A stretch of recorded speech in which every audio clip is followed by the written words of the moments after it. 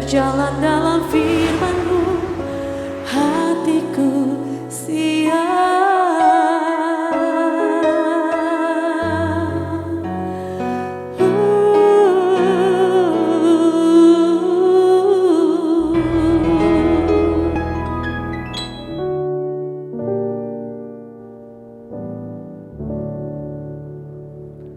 Salam, God lover yang dikasihi oleh Tuhan Yesus Kristus. Senang boleh bersama-sama kembali dalam program Rest and God. Kita percaya bahwa tempat terindah, tempat yang paling membahagiakan dalam hidup kita adalah ketika kita berada dalam hadirat Tuhan. Karena ketika kita berada dalam hadirat Tuhan, maka anugerah Bapa di surga itu akan mengalir berlimpah, memberi kita keteduhan hati, memberi kita ketenangan, memberi kita keringanan untuk menanggung segala perkara. Kita jadi merasa ringan, lebih ringan karena Tuhan memberi kita kekuatan batin yang semakin kuat. Apalagi kita ingat Tuhan Yesus sudah mengundang kita semua selalu menikmati hadirat-Nya, membawa semua pergumulan yang sedang kita tanggung hari ini. Marilah kepadaku semua yang letih lesu dan berbeban berat, aku akan memberi kelegaan kepadamu. Satu undangan yang sangat indah yang seharusnya kita responi. Mari kita hampiri Dia dalam doa kita, pujian kita, penyembahan kita kepadanya. Kita bersatu dalam doa. Bapa di surga, kami ucap syukur anugerah Bapa yang luar biasa sehingga kami semua tidak hanya diberi kuasa untuk menjadi anak-anak Allah, tetapi kami juga diberi sebuah posisi yang sangat istimewa untuk boleh memanggil Bapa, ya Aba, untuk bisa menghampiri Engkau yang Maha Kudus tanpa perasaan takut, karena darah Yesus Kristus sudah membayar lunas segala dosa dan kesalahan kami. Saat ini kami menghampiri tahta kasih karunia-Mu Bapa. Kami membawa semua beban hidup kami, pergumulan kami. Kami sangat percaya Engkau peduli, Engkau akan memberi kami kelegaan, pertolongan, memberi kami kekuatan yang kami butuhkan untuk menanggungnya, bahkan membawa perjalanan hidup kami menuju kemenangan demi kemenangan. Engkau layak menerima segala yang baik, menerima segala pujian, hormat, dan kemuliaan dalam hidup kami selama-lamanya. Dalam nama Tuhan Yesus. Amin. Malam hari ini Tuhan, kami kembali menghampiri tahta kudus Tuhan. Sebab pertolongan kami hanya datang daripada Engkau. Terima kasih Tuhan. Oh, Yesus,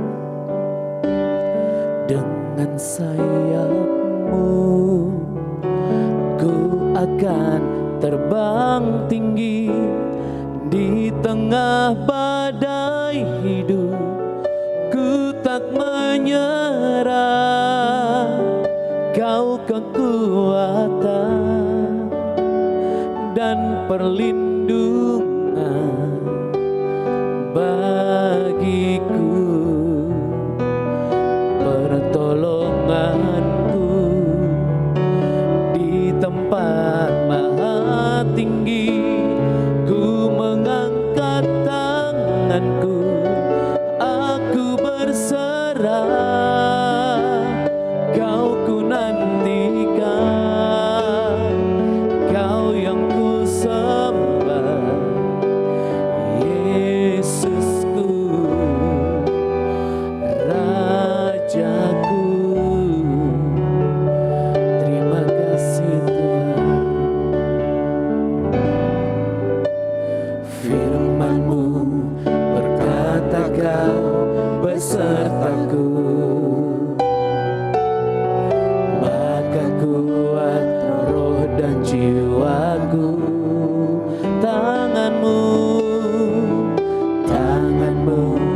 Tuhan selalu ku nantikan. Di setiap langkah ku percaya, dengan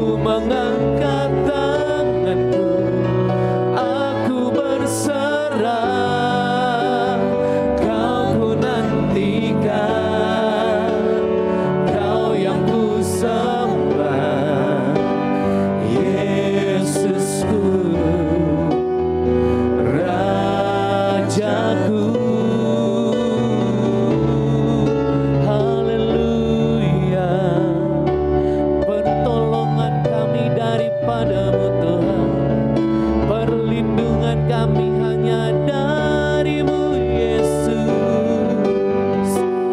Glory bagi-Mu di tempat maha tinggi, menyembah-Mu Tuhan.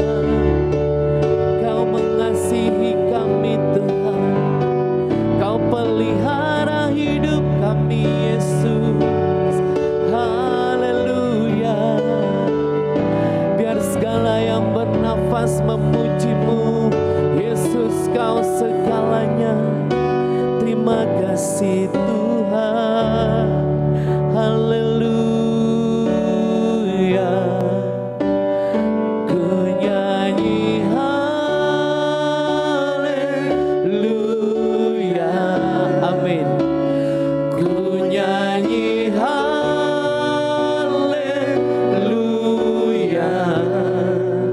Sungguh Kau hebat, ajaib perkasa perbuatanmu. Ku nyanyi haleluya. Ku nyanyi haleluya.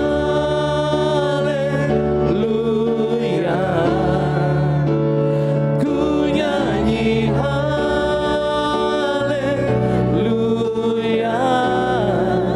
Sungguh Kau hebat, ajaib perkasa perbuatanmu.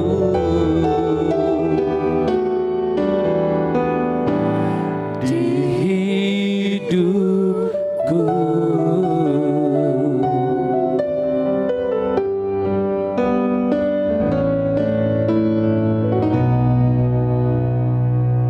Puji Tuhan, saudara-saudara, setiap orang pasti ingin bahagia.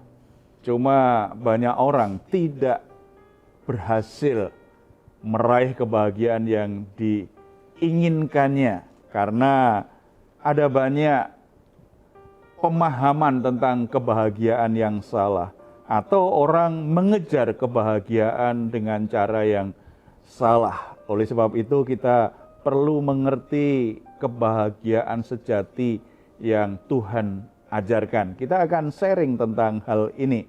Tapi sebelumnya mari kita mendengarkan cerita dari Kak Vero dulu. Apa yang mau diceritakan, Kak? Ya, sebenarnya saya melihat sih Pak, ada beberapa orang gitu ya yang hidupnya tidak bahagia. Tidak bahagia itu kan masing-masing orang tuh berbeda-beda ya Pak ya. Ada yang harta, ada yang kebahagiaan antara suami istri. Nah kebanyakan ini kalau untuk jabatan gitu ya, orang banyak meninggalkan imannya karena suatu jabatan. Ada juga yang saya lihat meninggalkan imannya karena menikah. Ingin terkenal, kayak begitu gitu loh Pak. Apakah yang dibilang kebahagiaan yang di sini tuh yang Bapak maksudkan adalah seperti itu Pak? Nah itulah banyak orang mengejar kebahagiaan misalnya karena ingin hidupnya lebih enak secara materi atau ingin jabatan. Makanya karena bagi dia kebahagiaannya adalah kalau dapat uang banyak, harta berlimpah. Makanya demi uang, demi harta dia bisa saja akhirnya dia tinggalkan Tuhan. Imannya nggak terlalu penting karena yang dia kejar adalah kebahagiaan, dasarnya adalah materi gitu ya. Atau kalau enggak kebahagiaannya orang berpikir aku bahagia nih kalau bisa menikah. Makanya orang akan rela tinggalkan imannya demi pernikahan dengan seseorang. Atau ada yang berkata, aku bahagia ini kalau punya anak. Apa artinya pernikahanku kalau tidak punya anak? Nggak mungkin aku bisa bahagia. Karena dia berpikir bahwa yang menjadi dasar kebahagiaannya adalah anak. Makanya begitu pernikahannya tetap tidak dikarunia anak, akhirnya solusinya apa? Pisah, cari orang yang bisa memberi dia anak.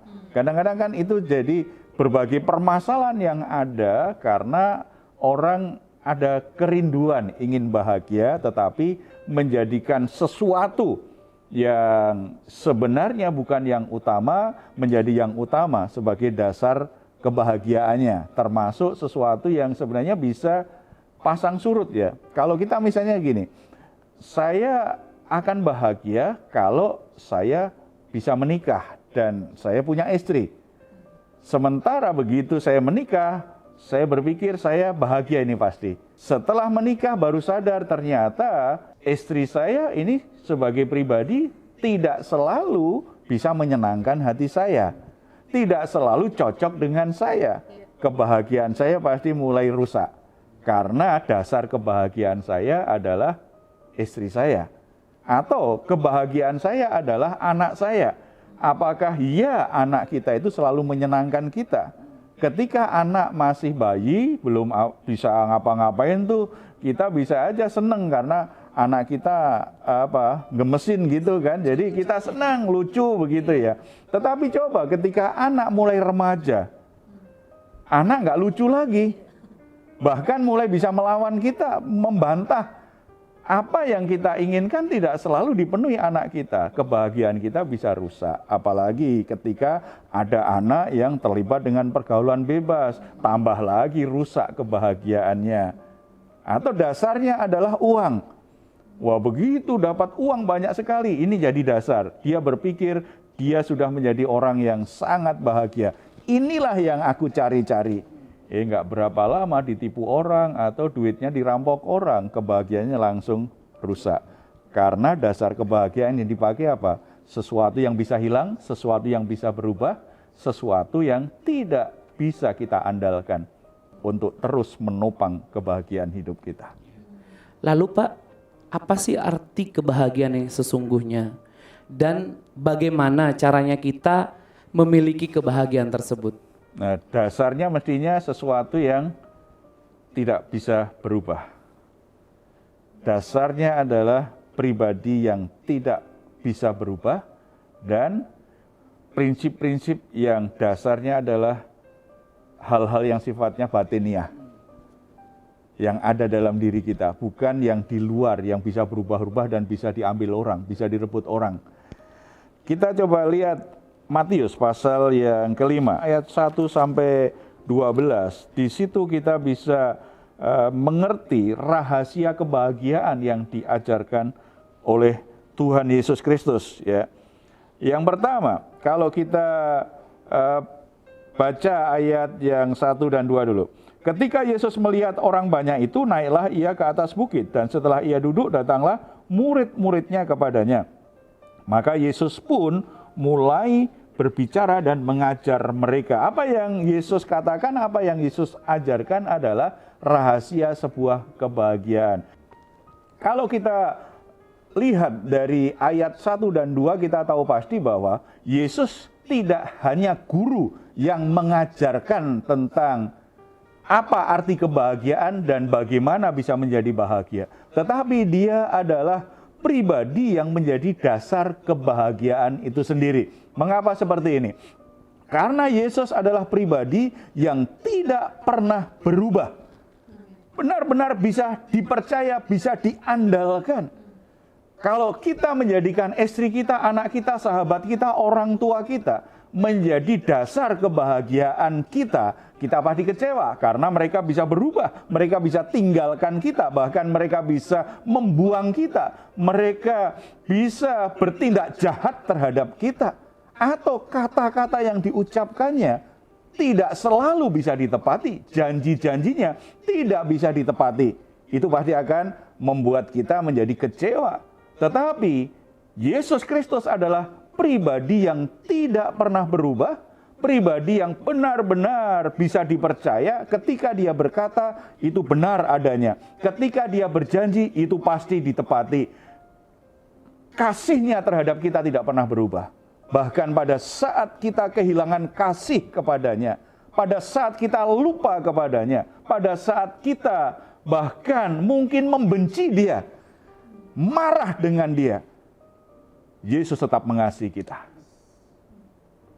Pribadi yang seperti ini yang bisa menjadi dasar kebahagiaan kita.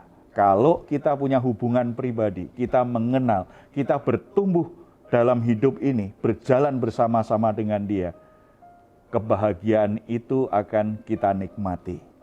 Kita memiliki pribadi yang sungguh-sungguh mengasihi, sungguh-sungguh hadir, selalu hadir, mengerti keadaan kita, tidak pernah membuang kita, dan segala sesuatu yang dipikirkan Yesus terhadap kita adalah bagaimana kita semakin hari, semakin menjadi pribadi yang terbaik di mata Bapa di surga. Yang kedua, kemudian Yesus mengajarkan beberapa prinsip penting tentang konsep kebahagiaan. Ternyata sangat berbeda sekali dengan dunia ini. Yang pertama, berbahagialah orang yang miskin di hadapan Allah, karena merekalah yang empunya kerajaan surga. Dunia ini selalu berkata bahwa orang yang bahagia adalah orang yang kaya raya. Tetapi Yesus justru berkata, berbahagialah orang yang miskin. Miskin di hadapan Allah. Kata miskin di hadapan Allah lebih menekankan apa? Orang yang sadar tanpa Tuhan dia tidak bisa berbuat apa-apa. Tanpa Tuhan dia tidak punya apa-apa. Seseorang yang tidak berani membanggakan apa yang dimiliki karena semua yang dia miliki merupakan pemberian dari Tuhan, anugerah Tuhan. Orang yang bahagia adalah orang yang miskin di hadapan Allah. Orang yang miskin di hadapan Allah bisa saja benar-benar miskin secara materi atau sebenarnya dia kaya raya, tetapi di hadapan Allah dia sadar dia orang yang miskin. Tanpa anugerah Tuhan tidak mungkin aku punya apapun. Tidak mungkin aku bisa apapun. Itu miskin di hadapan Allah. Akan bahagia. Karena memang kan banyak orang kehilangan kebahagiaannya karena merasa apa yang dimiliki itu kehebatan dia. Akhirnya menjadi sombong, menjadi angkuh, dan punya banyak musuh. Tidak akan bahagia. Apalagi kalau apa yang dia miliki dicuri orang, ditipu orang, tambah semakin gak bahagia. Yang kedua, Yesus berkata, berbahagialah orang yang berduka cita karena mereka akan dihibur. Orang dunia ini berkata orang bahagia itu kalau bisa ketawa-ketawa terus, bisa gembira-gembira terus. Tidak ada susah, selalu gembira. Itu mimpi. Hidup di dunia tanpa air mata itu hanya mimpi. Karena dunia ini adalah dunia yang rusak oleh dosa, ditinggali oleh orang-orang yang berdosa. Dunia yang sangat tidak ideal. Bagaimana mungkin kita mimpi tidak pernah ada kesedihan. Maunya gembira-gembira terus. Yesus mengungkapkan, kalau kamu ingin bahagia, kamu tahu apa artinya duka cita di hadapanku. Duka cita karena apa? Kamu selalu menyadari kamu gak sempurna. Kamu selalu rendah hati mengakui kamu sudah berbuat salah. Kamu rendah hati, lembut hati untuk berkata, ya Tuhan, aku sudah berbuat dosa. Aku mohon belas kasihan-Mu, pengampunan-Mu. Orang yang berduka cita atas dosa, kesalahan, dan pelanggarannya. Banyak orang punya segalanya secara materi. Secara sosial, statusnya luar biasa, dihormati banyak orang. Tetapi kalau dia tidak berani mengakui sebagai manusia, dia juga bisa berbuat dosa, bisa berbuat salah, bisa gagal. Dia selalu mengemas dirinya sebagai orang yang hebat, tidak pernah salah, tidak pernah berbuat salah, selalu benar, selalu benar. Ketika buat salah, tidak bertanggung jawab, tetapi menyalahkan orang lain. Mengaku salah, tetapi tanpa penyesalan, itu justru membuat hidupnya tidak akan memiliki kebahagiaan sejati. Hal yang paling membuat kita bahagia ketika kita merasa yakin, ketika kita diampuni dosa-dosa kita. Apa yang membuat kita bahagia? Ketika kita sadar kita orang yang diampuni. Ketika kita orang yang diterima. Ketika kita sadar saya orang berdosa tapi kok diampuni Tuhan. Itu membuat kita bahagia. Yang ketiga, ayat 5. Berbahagialah orang yang lemah lembut karena mereka akan memiliki bumi. Orang yang bahagia adalah orang yang lemah lembut. Orang yang lemah lembut itu bukan lemah gemulai, beda ya. Kalau lemah gemulai kan jalannya pelan-pelan gitu ya. Enggak. Lemah lembut itu orang yang tidak mengeraskan hati Ketika ada orang yang menyakiti hatinya, dia tidak mengeraskan hati, membiarkan kemarahan menguasai dia dan tidak mau mengampuni. Tetapi dia rela untuk memaafkan orang yang bersalah kepadanya, mengampuni orang yang bersalah kepadanya, tidak menuntut balas orang-orang yang berbuat jahat kepadanya. Itu orang yang lembut, itu yang lemah lembut. Orang yang lemah lembut itu ketika dikoreksi tidak melawan. Ketika dia buat salah ada yang mengkoreksi. Dia tidak membantah, tidak melawan dan balik menyerang. Enggak, orang yang lemah lembut itu bisa dikoreksi, bisa ditegur. Dan orang yang lemah lembut juga itu orang yang mau dipimpin. Tidak punya jiwa pemberontakan. Artinya mau tunduk, dipimpin orang yang punya otoritas atas hidupnya. Jadi kalau anak yang lemah lembut hatinya, anak yang bisa dikoreksi, ditegur oleh orang tuanya dan mau dipimpin orang tuanya. Jemaat yang lemah lembut itu jemaat yang bisa dipimpin oleh pemimpin-pemimpin rohaninya. Dalam relasi, orang yang lemah lembut itu tidak akan menyimpan kemarahan, sakit hati terlalu lama. Karena dia akan cepat untuk memaafkan. Hatinya lembut. Yang keempat, berbahagialah orang yang lapar dan haus akan kebenaran karena mereka akan dipuaskan. Orang yang bahagia itu kalau selalu ada kerinduan secara rohani. Kebahagiaan yang ditawarkan dunia ini kan sifatnya sementara. Manik dikasih segepok duit. Seneng nggak? Bahagia. Tetapi bertahan berapa lama? Nah, karena kamu langsung habisin. Apalagi uang yang segepok itu dicuri orang, wah tambah lagi sedih. Artinya oke, gembira, bahagia. Tapi ingat itu bukan dasar kebahagiaan. Cepat hilang. Cepat hilang. Ya. Punya mobil baru, bahagia nggak? Senang, bahagia. Tetapi kira-kira bertahan berapa lama? Memangnya bisa puluhan tahun? Enggak juga, apalagi kalau mobil sudah mulai merengek-rengek ini. Sering dipakai kan, kemudian mulai biayanya jadi besar. Akhirnya lebih banyak ngeluh tuh bawa mobil. Punya istri baru, berapa lama bahagianya? Ya, orang mungkin bahagia pas pesta. Pas pesta pernikahan bahagia karena teman-temannya, keluarganya kasih ucapan semuanya. Kado. Iya, Kado. Iya dapat kado, itu bahagia sementara. Kemudian mulai masuk bulan madu. Belum selesai bulan madunya sudah bulan racun. Sudah nggak bahagia karena ternyata tidak seideal seperti yang diharapkan.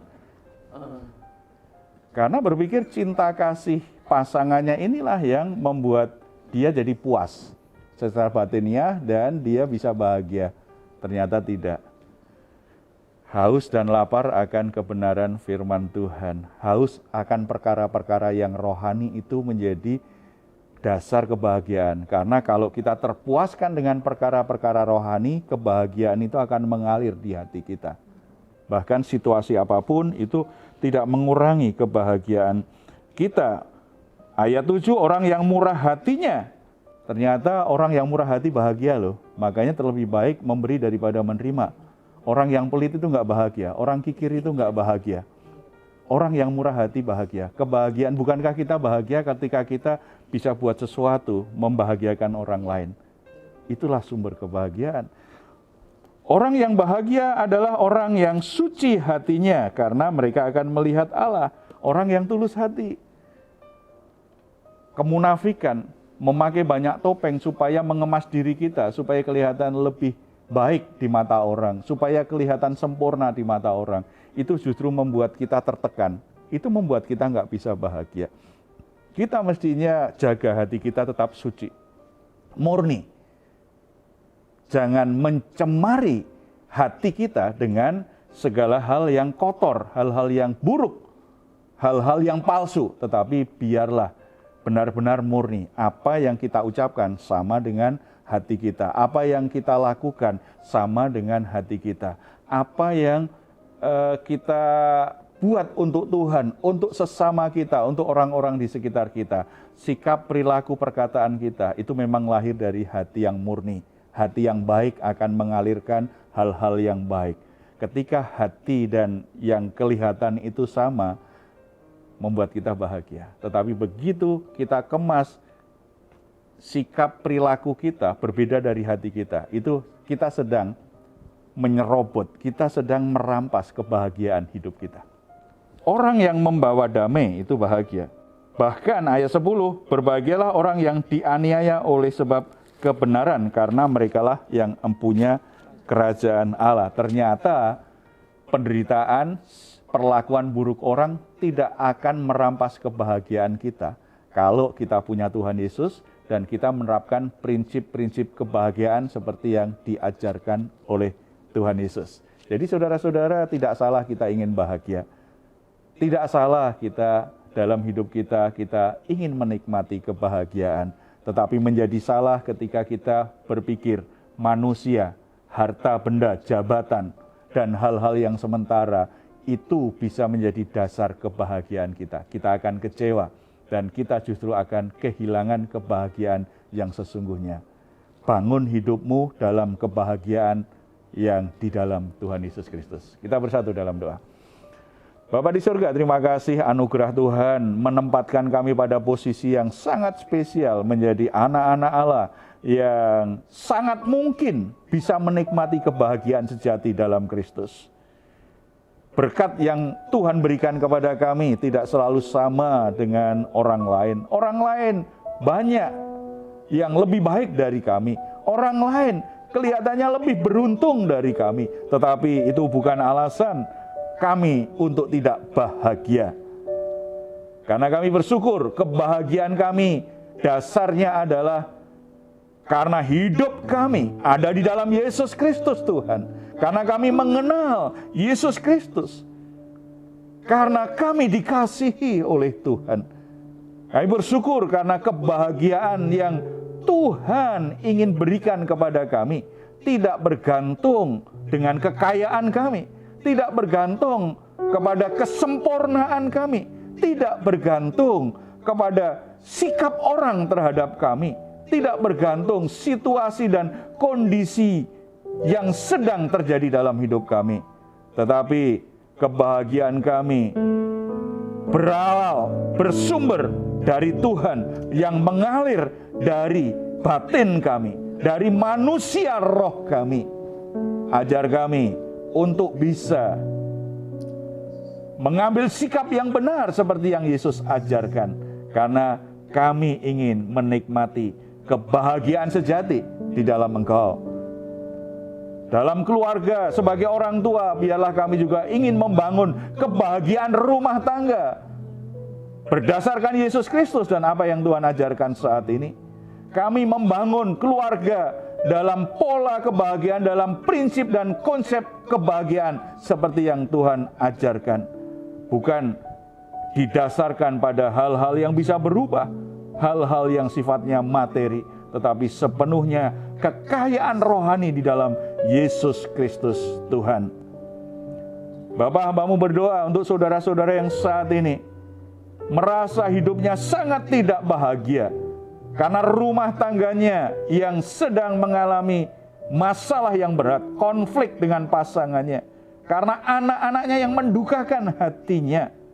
Bapa, kiranya Engkau menjamah hatinya, Engkau nyatakan kehadiran-Mu melalui anak-Mu Yesus Kristus Tuhan, supaya mereka menyadari bahwa kehadiran Yesus Kristus itu yang menjadi dasar mereka tetap bisa bahagia walaupun ada banyak situasi yang tidak menyenangkan terjadi dalam rumah tangganya. Mereka mulai menata hidupnya berdasarkan ajaran Tuhan saat ini. Ada anak-anak muda yang sedang bergumul dengan hidupnya, merasa sangat tidak bahagia karena orang tuanya dianggap tidak mengasihi dia, merasa dibuang, merasa tidak dapat perhatian sebagaimana mestinya dari orang tuanya, dibanding-bandingkan dengan saudara yang lain. Tetapi biarlah kebenaran firman Tuhan hari ini juga menjamah hati mereka. Mereka tetap bisa bahagia, tidak perlu mereka terus menyia-nyiakan hidupnya, tidak perlu mereka membenci hidupnya, karena masih ada kebahagiaan di dalam Tuhan Yesus Kristus.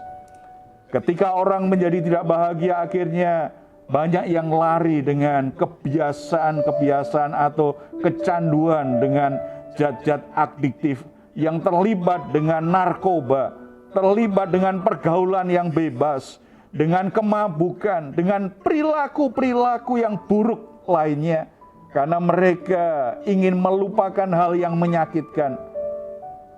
Bapak, mari engkau, tanganmu yang tidak pernah kurang panjang untuk menjangkau mereka, Tuhan menghampiri mereka. Pakailah hamba-hambamu, pakailah anak-anakmu menjadi alat Tuhan untuk menyatakan uluran tangan Tuhan atas saudara-saudara ini, sehingga mereka akhirnya bisa alami kebebasan, kelepasan dari kebiasaan-kebiasaan buruknya, dan menemukan kebahagiaan sejati di dalam Yesus Kristus Tuhan. Terima kasih Bapak.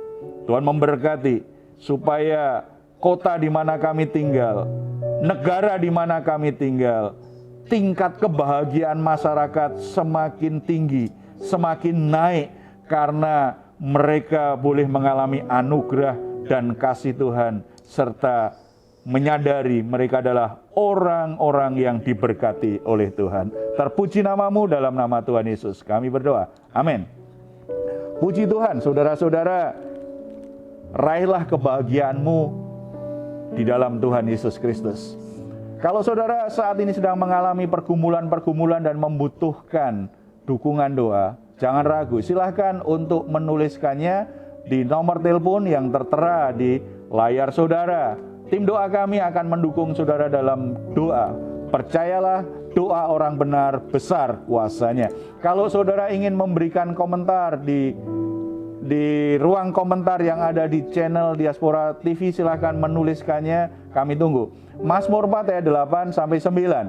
Engkau telah memberikan sukacita yang besar kepadaku, lebih banyak daripada mereka ketika mereka kelimpahan gandum dan anggur. Dengan tentram aku mau membaringkan diri, lalu segera tidur, sebab Engkaulah ya Tuhan yang membiarkan aku diam dengan aman. Puji Tuhan, selamat malam, selamat beristirahat. Tuhan Yesus memberkati kita semuanya. Salam.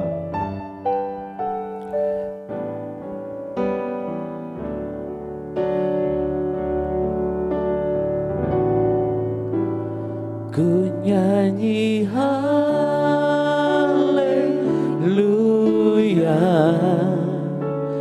ku nyanyi haleluya,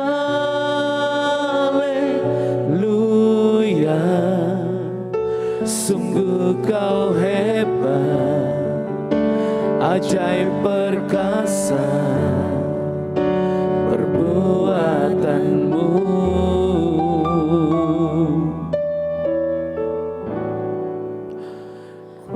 Nyanyi haleluya,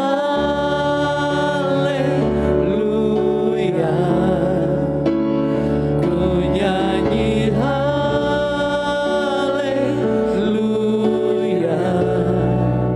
sungguh kau hebat, ajaib perkasa perbuatanmu.